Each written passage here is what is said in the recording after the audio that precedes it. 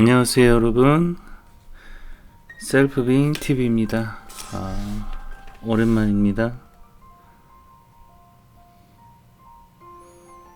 오늘 이제 그동안 좀 항상 자신에 대한 왠지 거짓말을 하는 것 같다 이런 것도 있고, 내가 정말 사실을 말하고 있나 하는 그런 의구심이 있었습니다.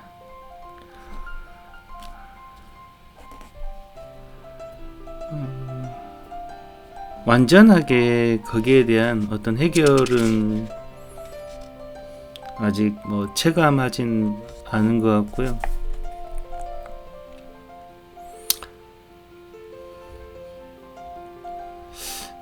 제가 실은 이제 중독이라거나 이제 이런 문제와 관련해 가지고 여러분들하고 실은 이 채널을 통해서 이제 만남도 하고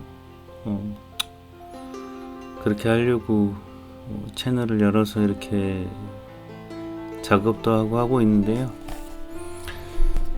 그게 참 쉽지 않은 게 이건 어떤 프로그램 같은 방송이 아니기 때문에 제가 해보니까 그런 것 같아요. 그러니까 어떤 극단적으로 나는 이걸 그만해야겠다, 다른 길을 가야겠다, 혹은 이렇게 사는 건 싫다, 그러니까 다르게 해야겠다 하신 분들한테는 제가 하는 방송이 안 맞을 수도 있어요. 왜냐하면 제가 지금까지 본 것은 제가 했던 방법이 다 틀렸다는 거고요. 그리고 이게 뭔가를 내가 계속 생각, 느낀 감정을 바꾸려고 했던 그런 것들에서 모두 다 실패를 했기 때문에 그건 아닌 것 같고, 그래서 이제 있는 그대로라고 하는 것이 무언가에 대해서 조금씩 접근해가는 그런 거라고 생각하시면 되겠습니다. 극단적으로 하는 것은 다 아닌 것 같아요. 이걸 그만해야지, 저건 그만해야지, 이걸 다시 시작해야지, 이렇게 우리는 항상 생각을 하게 되잖아요. 근데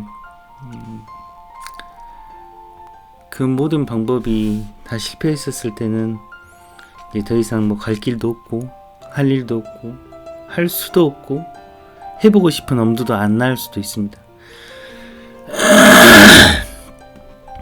그럴 때 이제 어떻게 보면은 쉽게 다른 사람의 길을 따라가기도 하고, 홀깃하기 쉽잖아요. 그런 분들한테는 사실 이런 그냥 낭독 같은 거 간단하게 해드리는 게 더 도움이 되지 않나 싶습니다. 김기태 선생님의 지금 이대로 안전하다 2장, 오직 분별심이 진실을 가린다, 낭독해드리겠습니다. 목련꽃은 그냥 피었다가 그냥 질 뿐인 것을 우리가 아름답다 하기도 하고 또한 추하다 하기도 할 뿐인 것이다.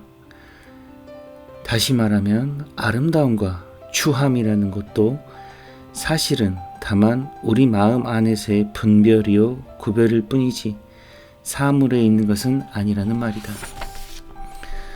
도덕경 2장, 세상 사람들 모두가 아름다움을 아름다움이라고 알지만 이는 아름다움이 아니다. 세상 사람들 모두가 좋은 것을 좋은 것이라 알고 있지만 이는 좋은 것이 아니다. 그러므로 있다고 하기에 없다는 것이 생기고, 어렵다고 하기에 쉽다는 것이 이루어지며, 길다고 하기에 짧다는 상대도 만들어진다. 높다고 하기에 낮다가 있고, 음과 소리는 서로 어울리며 앞과 뒤는 서로 따른다. 그렇기에 성인은 함이 없는 자리에서 말 없는 가르침을 행하고 무슨 일이 일어나든 마다하지 않으며 모든 것을 이루지만 자기 것으로 여기지 않는다. 하되 했다는 의식이 없고 공을 이루되 거기에 머물지 않는다.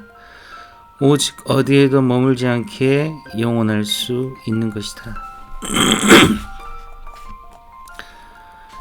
일장이 도가도 비상도 명가명 비상명 이랬잖아요.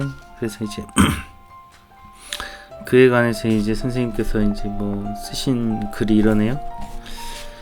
일장이 도에 관한 일종의 선포의 장이었다면 이 장은 우리의 가치관과 신념을 한번 뒤흔들어 놓는 장이라고 할 수 있다. 말하자면 이 장의 시작부터가 그렇듯이 우리가 아름답다고 하는 그것이 정말로 아름다운 것일까? 우리가 좋은 것이라고 여겨서 갖고 싶어하고 누리고 싶어하는 그것이 정말 좋은 것일까? 라는 상당히 도전적이면서도 근본적인 질문을 우리에게 던지고 있기 때문이다. 나는 이 장의 띠풀이를 원효대사의 유명한 해골바가지 이야기로 시작하고 싶다.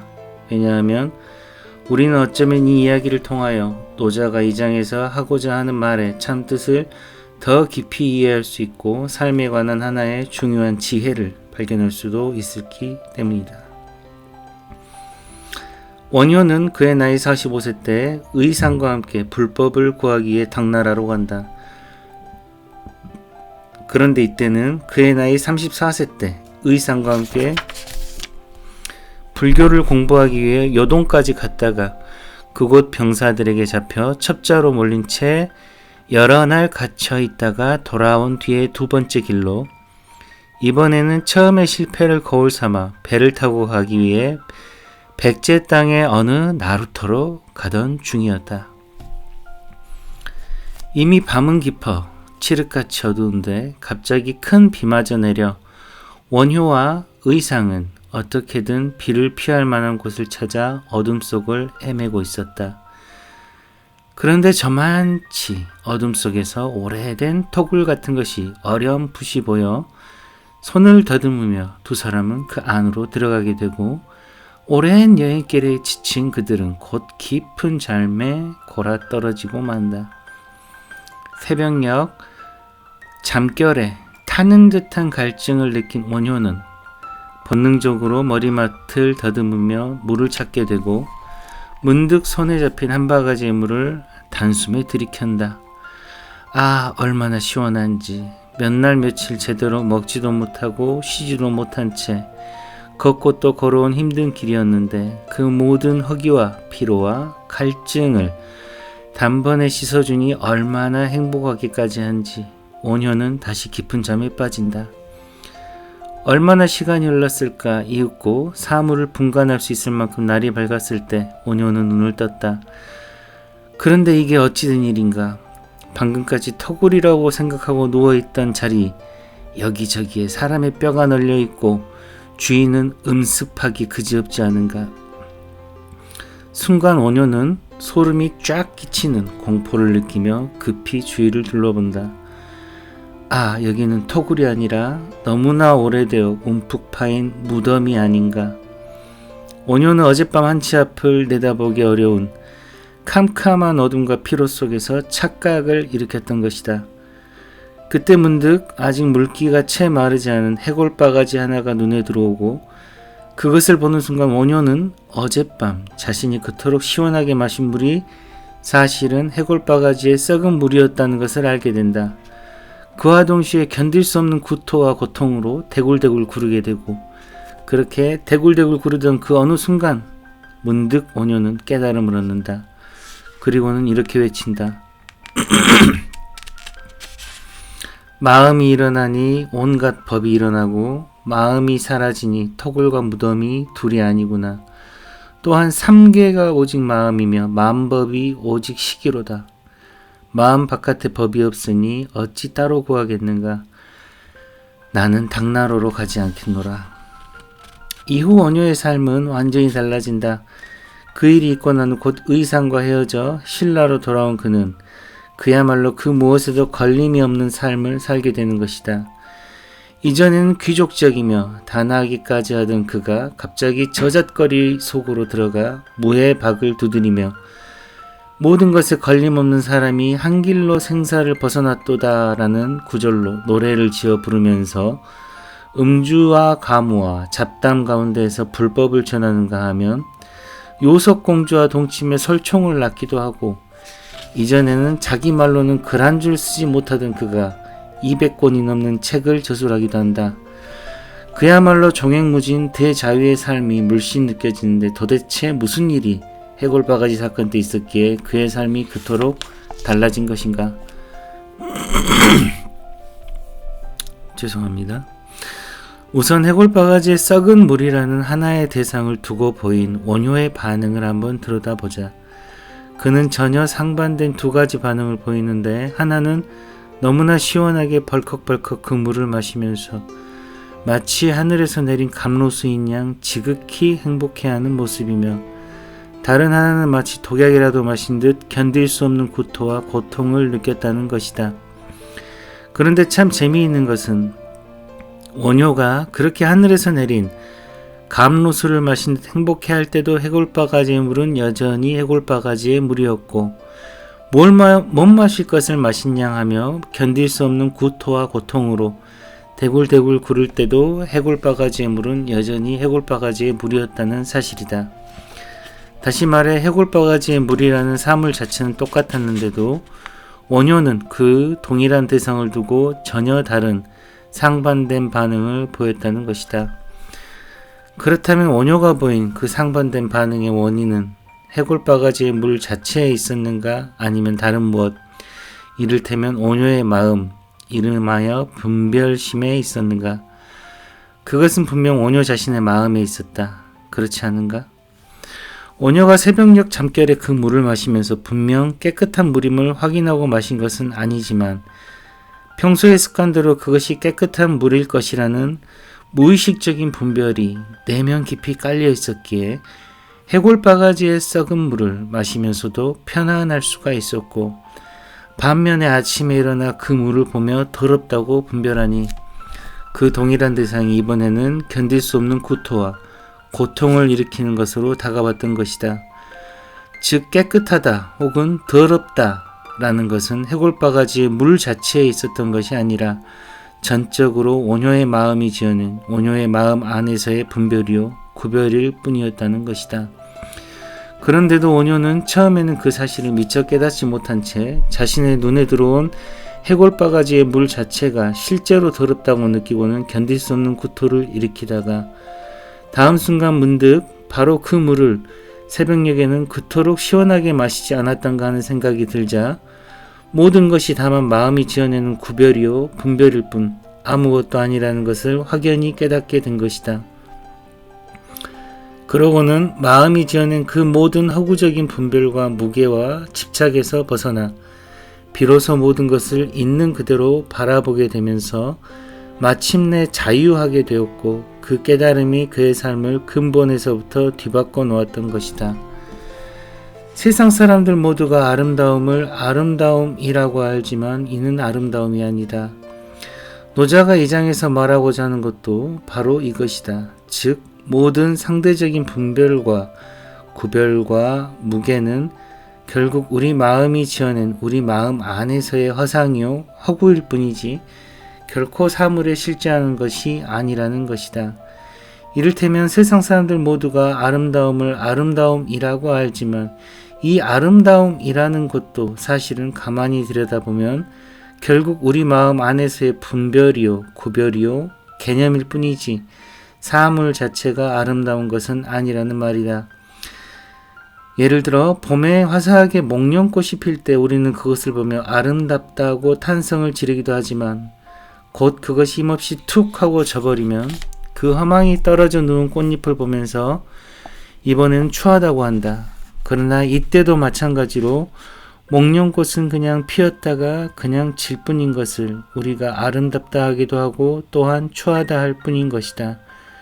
다시 말하면 아름다움과 추함이라는 것도 사실은 다만 우리 마음 안에서의 분별이요 구별일 뿐이지 사물에 있는 것은 아니라는 것이다. 세상 사람들 모두가 좋은 것을 좋은 것이라고 알지만 이는 좋은 것이 아니다. 좋은 것과 나쁜 것이라는 것도 마찬가지다. 사실 우리는 무엇을 두고 좋은 것이라 하며 무엇을 나쁜 것이라고 하는가? 살다 보면 분명 우리에게 좋은 것이며 복이었던 것이 더 큰 고통과 상실과 불행을 가져다 준 적이 어디 한두 번이던가. 또한 더할 나위 없는 불행과 나쁜 것으로만 여기던 바로 그것으로 인해 물론 많은 고통과 아픔을 치러내고 난 뒤의 일이겠지만 우리는 뜻밖에도 우리의 영혼이 질적으로 성숙하는 계기가 되어 진정으로 모든 것에 감사할 줄 아는 삶을 살게도 되지 않던가. 그렇다면 과연 무엇이 좋은 것이며 무엇이 나쁜 것인가? 도대체 그 경계선이라는 것이 그렇게 뚜렷이 있던가? 그것 또한 마음이 지어낸 허구의 분별이 아닌가? 그렇다고 해서 좋은 것도 없고 나쁜 것도 없다고 말하려는 것이 아니다. 우리네 삶이란 더 입체적인 무엇일 수 있다는 것이다. 만약 우리의 평면적이고 경직된 마음이 그어놓은 좋은 것과 나쁜 것이라는 기준과 틀로 세상과 사람을 바라본다면 그 무게만큼 삶의 전체성과 입체성은 사라지고 세계 또한 그렇게 둘로 나누어 볼 것이다. 그러나 분명한 것은 우리 눈에 보이는 것처럼 세계는 그렇게 둘로 나뉘어 있지 않다는 것이다. 그러므로 있다고 하기에 없다는 것이 생기고 어렵다고 하기에 쉽다는 것이 이루어지며 길다고 하기에 짧다는 상대도 만들어진다. 높다고 하기에 낮다가 있고 음과 소리는 서로 어울리며 앞과 뒤는 서로 따른다. 그런데 있음과 없음, 어려움과 쉬움, 길고 짧음, 높고 낮음, 앞과 뒤라는 것도 우리네 삶과 일상 속에서는 그 각각이 서로 엄연히 다른 것으로 경험된다. 그렇지 않은가? 그러나 있음에 집착한 만큼 그것의 상실인 없음이 더욱 우리를 아프게 하고 절망케 하는 것은 아닐까? 만약 있음에 대한 집착의 무게가 없다면 그 없음이라는 것이 그렇게 큰 상실과 무게와 아픔으로 우리에게 다가올까? 마찬가지로 삶이라는 것에 많이 집착한 만큼 죽음이라는 것이 우리에게 더 큰 두려움으로 다가오는 것이 아닐까? 만약 그러한 집착이 없이 다만 주어진 삶을 하루하루 열심히 감사하며 사랑하며 산다면 그 사람의 마음에 죽음이라는 것이 그렇게 무겁고 두려운 무엇으로 자리 잡고 있을까? 그는 때가 되면 선선히 그 삶의 자리를 죽음에게 내주지 않을까? 그러면서 살아있는 동안 경험했던 모든 것에 깊이 감사하며 그 하나하나에 따뜻한 눈길을 보내게 되지 않을까? 그렇다면 사실 그에게는 우리가 일반적으로 생각하는 그런 무거운 의미의 죽음이란 없는 것이다. 이는 결국 사실의 문제가 아니라 마음의 문제다. 그렇지 않은가? 만약 우리가 있는 그대로의 사실에 대한 그 모든 분별과 무게와 집착이 결국은 우리 마음이 지어낸 환영이요 허구임을 깨달아 마음이 만들어낸 그 모든 허상에 더 이상 매이거나 끌려다니지 않게 된다면 있음과 없음, 많고 적음, 어려움과 쉬움, 길고 짧음, 지위가 높고 낮음, 앞서거니 뒤서거니 하는 등 그 모든 삶의 상황 속에서도 아무런 걸림없이 자유하게 되지 않을까? 원효가 그 진실을 깨달음으로 말미암아 무언가를 끊임없이 찾고 구하던 삶에서 자유와 지혜와 평화와 사랑을 끊임없이 나누는 삶으로 돌아섰듯이 마침내 우리도 모든 것을 분별하면서도 그 모든 분별에 매이거나 물들지 않는 진정 자유로운 삶을 살게 되지 않을까? 만약 그렇다면 이제 더 이상 우리를 구속할 수 있는 것은 아무것도 없는 것이다. 그렇기에 성인은 함이 없는 자리에서 무슨 일이 일어나든 마다하지 않으며 온갖 것을 이루지만 자기 것으로 여기지 않는다. 하되 했다는 의식이 없고 공을 이루되 거기에 머물지 않는다. 노자가 말하는 성인이란 우리가 일반적으로 이해하는 것처럼 지혜와 학식과 인품과 덕망이 뛰어나 모든 사람의 우러름을 받는 사람만을 가리키지는 않는다. 오히려 그렇기는커녕 모든 것을 둘로 나누어 보는 분별심이 내려진 상태에서 다만 모든 것을 있는 그대로 볼 줄 아는 눈이 열린 사람을 가리킨다. 이런 사람은 세상 사람의 우러름을 받기보다는 너무나 평범하여 잘 드러나지 않는 경우가 많다. 마음이 만들어내는 허구와 환영에서 깨어난 그 사람은 아름다움과 추함, 좋은 것과 나쁜 것, 있고 없음, 어려움과 쉬움 등의 모든 차별 속에서도 단지 차별만을 보는 것이 아니라 그 모든 차별 속에 언제나 평등하게 있는 하나, 파도 한 방울 한 방울이 그대로 바다이듯이 이 하나를 또렷이 본다. 그래서 그는 그저 존재할 뿐 함이 없다. 아름다움과 추함으로 나누지도 않고 좋은 것에 집착하거나 나쁜 것을 버리지도 않으며 있을 때 있음을 살고 없을 때 그저 없음을 산다. 그의 마음 안에는 어려움도 없고 쉬움도 없으며 높고 낮음도 없고 앞과 뒤라는 것도 없기에 매 순간 있는 그대로 살 뿐 애씀이 없다. 모든 것이 모든 순간이 지금 이대로 완전하다는 것을 그는 분명히 알기 때문이다. 모든 분별과 분리가 사라진 그의 마음에는 설명할 수 없는 평화와 자유와 지혜와 사랑이 가득하다. 그 가득함으로 인해 그는 저절로 무언가를 한다. 마음에 고통과 괴로움이 있는 사람들과는 아픔과 상처를 나누고 기쁨과 즐거움이 있는 사람들과는 함께 기뻐하고 춤추며 자기 안에 가득한 지혜와 사랑으로서 사람들 안에 똑같이 있는 그 지혜와 사랑을 일깨운다. 그 함에는 끝이 없다. 그러면서도 그에게는 한다는 생각이 없다. 그렇게 공이라는 것도 없다. 이룰 공이요.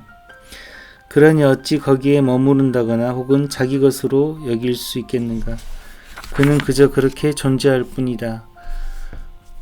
말 없는 가르침을 행하고, 이때 말 없는 가르침이란 단순히 말이 없는 침묵의 가르침만을 뜻하지는 않는다. 모든 것을 둘로 나누어 보는 분별심을 내려놓지 못하고 아직 그러한 생각과 지식 속에 사람이 말 없는 침묵을 지키고 있다 하더라도 그것은 여전히 시끄러운 소음에 불과하며 그 한마음이 내려지고 모든 것을 다만 있는 그대로 볼 줄 아는 사람이라면 아무리 많은 말을 할지라도 그것은 한마디도 하지 않은 것과 같은 것이다. 그러므로 말 없는 가르침이란 단순히 말을 많이 하는지 하지 않는지에 있지 않다. 지금 여기에서 말 없는 가르침을 얘기하는 노자가 이후 81장에서 5천 여자의 말을 거듭거듭한 것이나 석가모니가 금강경을 설한 말미에 자신은 한마디도 하지 않았노라고 말한 것 등은 모두 진정한 의미의 말 없는 가르침이 무엇인지를 가리켜 보여주는 것이라 하겠다. 오직 어디에도 머물지 않기에 영원할 수 있는 것이다. 오직 매 순간 있는 그대로 존재하는 것, 그것이 영혼을 사는 것이다. 지금 이 순간이 영혼이기 때문이다.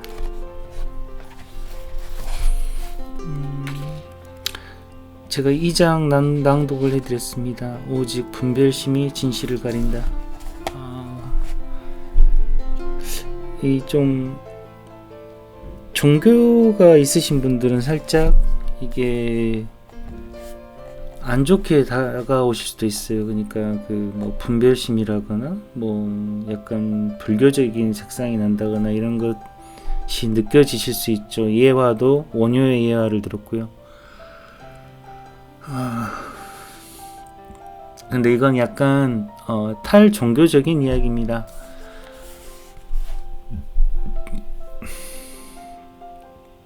특정 종교를 가지고 이야기를 하는 게 아니고요. 제가 이제 막 이렇게 뭐 모임에 가보고 어떤 이야기를 들어보고 하는 그런 과정이 그동안 쭉 있어 왔거든요. 근데 거기서 느낀 게 지금 있는 그대로의 현실을 가리키는 보이는데 그거를 제가 되게 개념화해서 잡으려고 하는 그게 있더라고요. 그러니까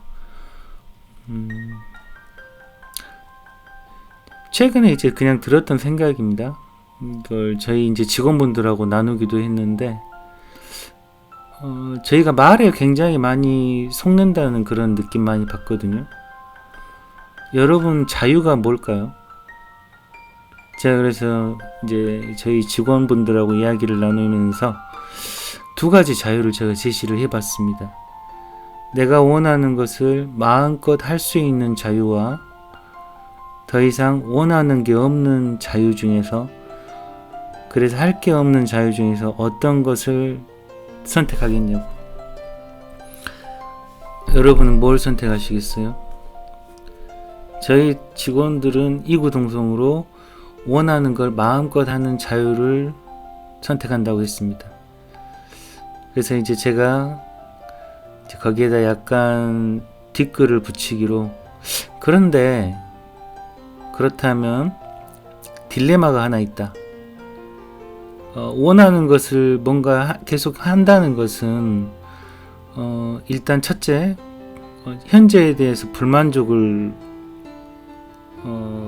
근간에 깔고 있는 것이고, 그리고 뭔가를 함으로써 만족의 상태를 향해서 가는 건데, 그 뭔가를 한다고 했었을 때 그 만족감이 되게 오래 가고 지속된다면 좋겠지만, 우리 오감의 만족과 어떤 지식적인 거나 이런 사고적인 만족이라고 하는 것이 그리 오래 가지 못할 건데, 그 다음에 또 다시 뭔가를 해야 된다. 이것이 약간 딜레마다. 그래도 좀 우스운 얘기지만 저희 직원분들은 다 첫 번째를 그냥 택하겠다 그러시더라고요. 두 번째는 너무 어려운 거 아니냐. 근데 이제 사실 우리 그리스인 조르바라고 하는 책의 저자가 자기 묘비명에다가 이제 그런 글귀를 써놓은 게 되게 유명하잖아요. 나는 더 이상 바라지 않는다. 나는 자유다. 그러니까 우리가 이제 바라는 게 보통 이제 행복한 삶, 자유로운 삶, 뭔가 그런 거잖아요. 자유와 행복 이런 걸 많이 바라잖아요. 근데 이제 오늘 주제에서 이제 제가 낭독해드린 부분에서도 우리 분별심이 진실을 가린다고 했는데, 이 분별심이라고 하는 게 이제 그런 거예요. 저도 이게 되게 뭐랄까 불교적인 시각은 아니기 때문에 거부감이 드는 건 사실입니다. 또 여러 번 듣다 보면 이게 되게 그런 거부감 들잖아요. 예를 들어서 뭐 부모님이 계속 좋은 이야기를 하거나 옆에 사람이 아무리 좋은 이야기를 해도 그 단어 자체에 이런 거부감이 들거든요. 근데 이제 분별심이라고 하는 게 저는 이제 제 나름대로는 이제 구분한다, 나눈다, 뭐 이런 거거든요. 혹은 이렇게 대치시킨다. 이건 좋고 이건 나쁘고, 사실 제가 이 공부를 시작한다, 이 공부라고 하기엔 좀 그래요. 공부도 좀 약간 저는 이제 거부감이 들어요. 공부 그래요. 다들 뭐 마음 공부네 뭐네 하는데 이 공부라고 하는 것도 참 거부감이 듭니다. 그냥 있는 그대로 살아가는 와중에 되게 고민이 많이 들고 하지 않습니까? 뭐 이렇게 해야 되나 저렇게 해야 되나. 그게 이제 여기서 말하는 분별심이에요. 그리고 이렇게 하면 안 될 것 같은데 저렇게 해야 될 것 같은데, 이것도 사실 분별심이고, 다 뭔가를 구분하는 것들은 다 이게 분별심이라는 명칭을 쓰더라고요, 이쪽에서는. 그리고 이제 그런 와중에 어떻게 보면 저희가 자유나 구속을 나눴고, 또 진짜 자유로운 사람 보셨어요? 나 정말 자유로워. 근데 저는 꾸준히 자유로운 사람은 한 번도 못 봤어요. 그리고 꾸준히 행복한 사람도 한 번도 못 봤어요. 지속적으로 행복하다고 하는 사람도. 항상 어떤 일상적인 그런 생로병사나 혹은 그것이 자기한테 일어나건 자기 가족한테 일어나건, 혹은 애별리고라고 뭐 사랑하는 사람은 만나면 헤어지고 또 싫은 사람은 만나야 되고 하는 그런 고통, 이런 것들이 우리 평생에서 지속되지 않던가요? 근데 이걸 이제 여기서 말하는 이제 분별심이라고 하거든요. 분별심이라고 하는데 그쵸. 그러니까 구속 된 적이 없는데, 솔직히 뭐 여러분들 중에서 지금 묶여 있으신 분들 있을 수 있겠는데, 그런 이제 어떤 형식적인 구속 말고, 물리적인 구속 말고, 마음속의 구속 있잖아요. 나는 이렇게 살기 싫어. 지금 여기는 내가 살 곳이 아니야. 지금 이 사람은 내가 만나야 할 사람이 아니야. 이런 게 다 구속이거든요. 근데 한번 돌아보세요. 그 구속을 내가 만든 건지 혹은 저 사람한테 만든 건지. 이게 이제 아까 말했던 원효가 봤던 해골바가지 비유거든요. 그 대상은 그냥 그대로 있는 대상이에요. 근데 그 대상에 대해서 내가 느끼는 감정이 계속 변하는 게 우린 싫은 거죠. 어떨 때는 좋은데 어쩔 때는 싫고, 또 어떨 때는 뭐 괜찮은데 어쩔 때는 또 정말 세상 꼴보기 싫은 뭐 이런 식으로 바뀌는, 내가 듣고 싶은 말을 해주면 좋은데 내가 듣기 싫은 말을 하면 싫고, 이게 이제 대부분 관계의 문제죠. 관계의 문제. 저는 자신과도 그런 관계의 문제가 있다고 보거든요. 약간 좀 저 자신을 약간 진짜 약간 정신병자라고 취급을 하는 사람이라, 제 머릿속에서 항상 심판을 하는 뭔가가 있어요. 그래가지고 계속해서 머릿속에 그 소리 있잖아요. 그 소음. 그게 너 이거 따라하는 거 아니야? 한마디로 이렇게 뭘 하든 뭐 이거 잘못된 거 아니야? 이렇게 하더라도 뭔가를 할 때마다 너 누구 따라하는 거 같은데? 뭐 계속 따라하는 거 아니야? 뭐 이런 식으로. 그리고 때로는 자기 행위에 방어하는 변호사가 머릿속에 계속 있을 수도 있습니다. 이게 정신병이 정신병. 근데 놀라운 사실은 현대 사회를 살아가는 사람들의 99.9%는 다 이렇게 살아요. 그러니까 다 중독자고 다 정신병자죠. 그래서 이제 뭐 이렇게 폄하하면 안 되겠지만, 때로는 다 비슷하니까 저는 이제 그냥 위로 삼으시라고 이렇게 얘기를 하는 겁니다. 나만 잘못된 게 아니에요. 그러니까 좀 불쌍히 여겨주세요. 옆에 사람들도 이렇게 뭐 하고 이렇게 하는 게, 그 사람들도 얼마나 힘들겠어요. 머릿속에 항상 뭐가 하나 들어있어가지고 계속해서 그렇게 머릿속에서 떠들어대는데, 거기에 따라서 막 갑자기 말이 나오고 행동이 터지고 막 이러는데 자기도 감당하기 힘들겠죠. 그리고 또 거기에 대해서 정당화하고 막 하는 그런 작업이 이루어지잖아요. 사실 이제 그걸 통틀어서 이렇게 분별심이라는 단어를 쓰는 거예요. 그래서 이제 어떤 면에서는 이제 저는 진짜 종교적인 건 없는데, 뭐 볼 때는 볼 뿐, 들을 때는 들을 뿐, 이렇게 하는 게 정말 이거 인정할 수밖에 없더라고요. 평생을 거쳐서 한 번도 변하지 않은 건 이렇게 보고 이렇게 듣고 이렇게 느끼지 않았는가. 대상은 계속해서 바뀌었지만. 그래서 이제 제가 마지막으로 드리고 싶은 말씀은, 자유와 행복이 내가 만약에 불행과 구속이라고 하는 그 개념을 나한테 설정해 놓지 않았는데 자유와 행복이 정말 따로 있는가? 혹시 내가 그것을 스스로 설정해 놓고, 저 이런 표현 잘 쓰거든요. 내 손으로 허들 놔두고 내가 뛰어넘고 나 혼자 박수치고 하는 이런 걸 즐기는, 그리고 거기에 동조해주면 내 편, 동조해주지 않으면 나쁜 놈, 이런 식으로 살진 않았는가.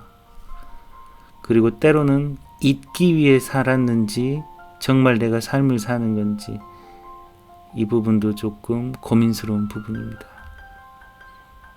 네. 오늘은 이제 또 제가 뭐 자유와 뭐 이런 것에 대해서 얼추설추 얘기를 했는데요. 일단 김기태 선생님의 지금 이대로 안전하다 2장 낭독을 이제 간단하게 제 의견과 함께 이렇게 마치도록 하겠습니다. 감사합니다.